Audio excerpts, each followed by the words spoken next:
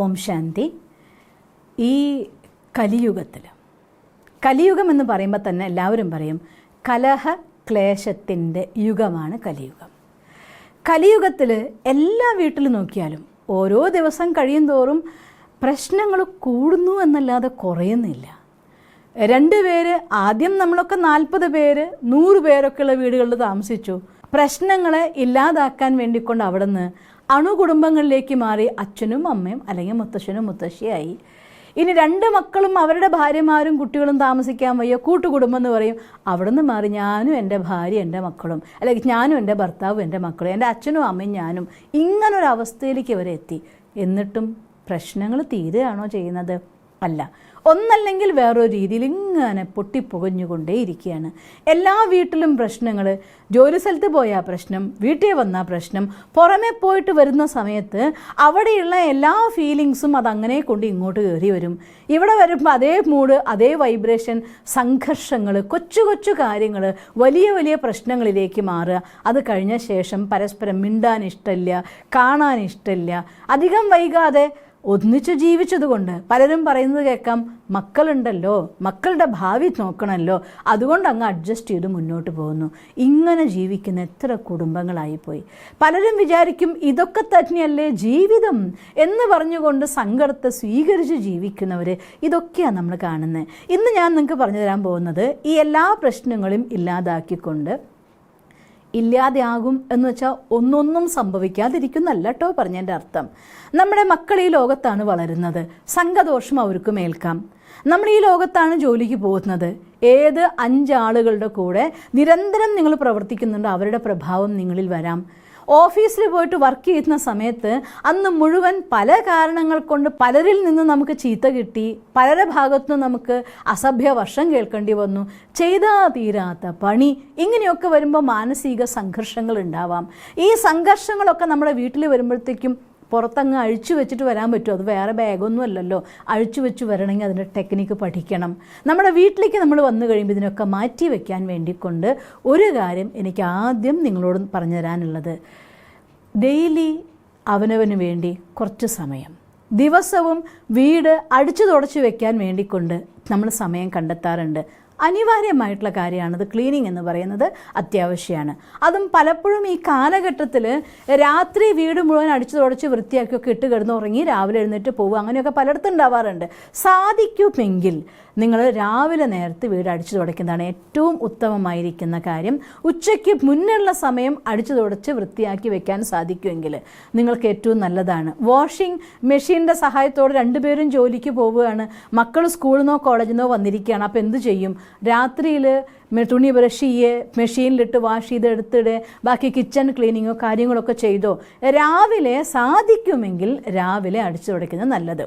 ഇത് പറഞ്ഞു തന്നേ ഉള്ളൂ എന്ന് കരുതി ഞാൻ ഇത് മാത്രമാണ് ആധാരം എന്നൊന്നും ഒരിക്കലും പറയില്ല. നിങ്ങളുടെ സാഹചര്യം അനുസരിച്ച് രാവിലെ നേരത്തെ ജോലിക്ക് പോയിട്ട് വരേണ്ടവരാണെങ്കിൽ നിങ്ങൾ എങ്ങനെയാണെങ്കിലും ക്ലീനിങ് ചെയ്യണം എന്ന കാര്യത്തിൽ ഉറപ്പിക്കൂ. പക്ഷേ ബെസ്റ്റ് എപ്പോഴും രാവിലെ നേരത്തെ ചെയ്യുന്നതാണ്. അത്രമാത്രം പറഞ്ഞു തന്നേ ഉള്ളൂ. പിന്നെ രണ്ടാമത്തെ കാര്യം ചെയ്യേണ്ടത്, ഈ വീട് വൃത്തിയാക്കി വെക്കാൻ നമ്മൾ സമയം കണ്ടെത്തും പോലെ നമ്മുടെ മനസ്സിനെ വൃത്തിയാക്കി വെക്കാനും കുറച്ച് സമയം കണ്ടെത്തണ്ടേ? അതാണ് ഈശ്വരി വിശ്വവിദ്യാലയത്തിൽ ദിവസവും സത്സംഗവും ഒപ്പം മെഡിറ്റേഷനും 2 കാര്യങ്ങൾ നമ്മുടെ ലൈഫിൽ പ്രാക്ടീസ് ചെയ്യാൻ പറയും ഭഗവാൻ. ജ്ഞാനവും യോഗയും. എല്ലാ ദിവസവും കുറച്ച് ഭഗവാന്റെ മഹാവാക്യങ്ങൾ കേട്ട്, എല്ലാ ദിവസവും ഫുൾ ടൈം നിങ്ങൾക്ക് ക്ലാസ്സിൽ പോകാൻ പറ്റിയില്ലെങ്കിലും ഇരിക്കാൻ പറ്റിയില്ലെങ്കിലും പോട്ടെ, ഓൺലൈനിലും അവൈലബിൾ ആണ്. കുറച്ച് സമയം നല്ല പോസിറ്റീവായിരിക്കുന്ന, ഈശ്വരൻ്റെ മഹാവാക്യത്തിനോളം പോസിറ്റീവായിരിക്കുന്ന ഒരു സങ്കല്പം, ഒരു സംസാരം ഈ പ്രപഞ്ചത്തിൽ ഒന്നും കിട്ടാനില്ല. അതുകൊണ്ട് ഭഗവാന്റെ മഹാവാക്യങ്ങൾ കേട്ട് വായിച്ച് അതിനെ ഒന്ന് നമ്മുടെ മനസ്സിൽ ഉറപ്പിച്ച് കുറഞ്ഞ സമയം ഭഗവാനുമായി കണക്റ്റഡ് ആയിക്കൊണ്ട് മെഡിറ്റേഷൻ ചെയ്തുകൊണ്ട് നമ്മളുള്ള ഊർജം നിറച്ച്, അപ്പോൾ 2 ലെവലുമായി. ആഹാരം എന്ന് പറയുന്ന ശുദ്ധ സങ്കല്പവും മനസ്സിൽ നിറച്ചു, ഒപ്പം തന്നെ ഈശ്വരനുമായിട്ടുള്ള കണക്ഷനിലൂടെ മനസ്സിൽ കറണ്ട് അഥവാ പവറും നിറച്ചു. ശക്തിയും ശുദ്ധിയും ഒന്നിച്ചു ചേരുമ്പോൾ എന്തൊരു കാര്യവും ഏറ്റവും നന്നായി ചെയ്യാൻ നിങ്ങൾക്ക് സാധിക്കും.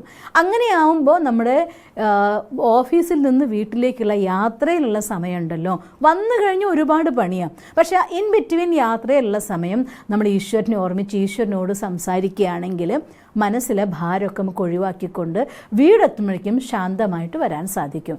ഇതൊരു ടെക്നിക്കാണ്. പിന്നെ രണ്ടാമതൊരു കാര്യം ചെയ്യേണ്ടത്, എന്തെങ്കിലും ഒരു കാര്യം സംഭവിച്ചാൽ അതിനെക്കുറിച്ച് വർണ്ണിക്കാതിരിക്കുക, പരസ്പരം കുറ്റപ്പെടുത്താതിരിക്കുക. എപ്പോഴും കാണുന്നൊരു കാര്യം, എന്താണോ ഒരു കാര്യം നമ്മുടെ ലൈഫിൽ സംഭവിച്ചത്, ഒരു കുറ്റം ഉണ്ടായത്, അത് അവരുടെ കുറ്റ, ഇവരുടെ കുറ്റ, അവരുടെ കുറ്റ, കുറ്റപ്പെടുത്തി അവസാനം കൊച്ചു കൊച്ചു കാര്യങ്ങൾ വലിയ വലിയ വഴക്കുകൾ ചെന്നെത്തും. അതില്ലാതിരിക്കാൻ വേണ്ടി പുട്ട് എ ഫുൾ സ്റ്റോപ്പ്. എൻ്റെയും ഭാഗം, നിൻ്റെയും ഭാഗം, നമ്മുടെ ഭാഗം, നമ്മുടെ തെറ്റ്, ഓവർ. അതിനൊരു മനസ്സ് കാണിക്കുക.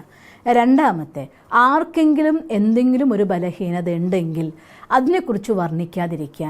എസ്പെഷ്യലി നമ്മുടെ ക്ലോസ് ആയിരിക്കുന്ന റിലേഷൻ, ഫസ്റ്റ് കസിൻ അല്ലെങ്കിൽ സെക്കൻഡ് കസിൻ, നമ്മുടെ അത്രയും ക്ലോസ് ആയിരിക്കുന്ന ചേട്ടൻ, ചേച്ചി, അമ്മ, അച്ഛനൊക്കെ വിളിക്കുന്ന സമയത്ത് ഇന്നേ മോൻ ഇങ്ങനെയൊക്കെ ചെയ്തു, ഇന്നേ മോൾ ഇങ്ങനെയൊക്കെ ചെയ്തു, എന്ത് പറയാനാ, പറഞ്ഞിട്ട് മനസ്സിലാവണില്ല കുട്ടിക്ക്, എന്ത് പറയാനാ, എൻ്റെ ഭാര്യയോട് 1000 വട്ടം പറഞ്ഞിട്ട് കാര്യമില്ല, എൻ്റെ ഭർത്താവ് അങ്ങനെയാണ്, ഇങ്ങനെയുള്ള ഓരോ ലേബല് അവർക്ക് പതിപ്പിച്ചു കൊടുക്കാതെ മനസ്സിൽ നിന്ന് ശുഭഭാവന എന്ന വലിയൊരു നിധി അത് നമ്മുടെ മനസ്സിലുണ്ട്.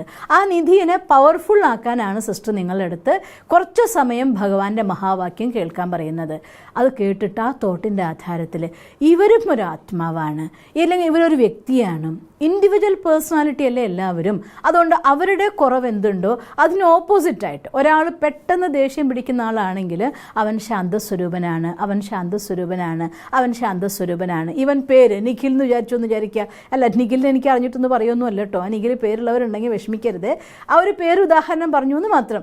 ആ ഒരു പേരാണെങ്കിൽ ആ പേര് പറഞ്ഞിട്ട് അവൻ ശാന്തിയാണ്, ശാന്തസ്വരൂപനാണ്, നല്ല സ്വഭാവമാണ്, വളരെ ശാന്തനാണ്, വളരെ ശാന്തനാണ്, ഇങ്ങനെ ഒരു 9 പ്രാവശ്യമെങ്കിലും പറഞ്ഞിട്ട് ആ വെള്ളം, അവരുടെ ഫുഡ്, ആ ഒരു സങ്കല്പത്തിൽ അവർക്ക് ആഹാരം വിളമ്പി കൊടുക്കുകയാണെങ്കിൽ ആ ഒരു തോട്ട് ക്രിയേറ്റ് ചെയ്തുകൊണ്ടേ ഇരിക്കുക. അമ്പലത്തിലെ പൂജാരി ഈശ്വരൻ്റെ മുന്നിൽ വെച്ച് മന്ത്രം ജപിച്ച് വെള്ളം തരുമ്പോൾ ഒരു ചെറിയ സ്പൂണ് വെള്ളം തീർത്ഥം എന്ന് പറഞ്ഞ് നമ്മൾ കുടിക്കുമ്പോൾ നമുക്ക് നിർവൃതി കിട്ടുന്നുണ്ടെങ്കിൽ ആ വെള്ളം മുഴുവൻ തീർത്ഥമാക്കി കുടിപ്പിച്ചാൽ അവരുടെ മനസ്സും ശാന്താവും. നമ്മുടെ മനസ്സിലെ സങ്കല്പങ്ങൾ ആത്മാർത്ഥമായിട്ട് അവർ നന്നാവണം എന്നുള്ള ആഗ്രഹത്തോടെ പറഞ്ഞാൽ അവരുടെ സംസ്കാരത്തിൽ പതിയെ പതിയെ മാറ്റം വരും. മാജിക് ഒന്നുമല്ല, ഇന്നൊരു ഗ്ലാസ് വെള്ളം കൊടുത്ത് നാളെ നോക്കുമ്പോൾ ശാന്തസ്വരൂപൻ, അങ്ങനെയല്ല. ഡെയിലി ഇത് പ്രാക്ടീസ് ചെയ്യൂ, തീർച്ചയായിട്ടും 100% നല്ല സ്വഭാവമുള്ള ആളാക്കി നമുക്ക് ആരെയും മാറ്റാം. അതുകൊണ്ട് എന്താണോ അവരുടെ വീക്ക്നെസ്, അങ്ങനെ അഗെയിൻസ്റ്റ് ആയിരിക്കുന്ന ഗുണം എന്താണോ ആ ഗുണത്തെ ആവർത്തിച്ച് പറഞ്ഞുകൊണ്ട് ചാർജ് ചെയ്തതായിരിക്കുന്ന ഫുഡ്, ചാർജ് ചെയ്തതായിരിക്കുന്ന കാപ്പി, ചാർജ് ചെയ്തതായിരിക്കുന്ന ചായ, ചാർജ് ചെയ്തതായിരിക്കുന്ന വെള്ളം അവർക്ക് കഴിക്കാൻ കൊടുക്കൂ.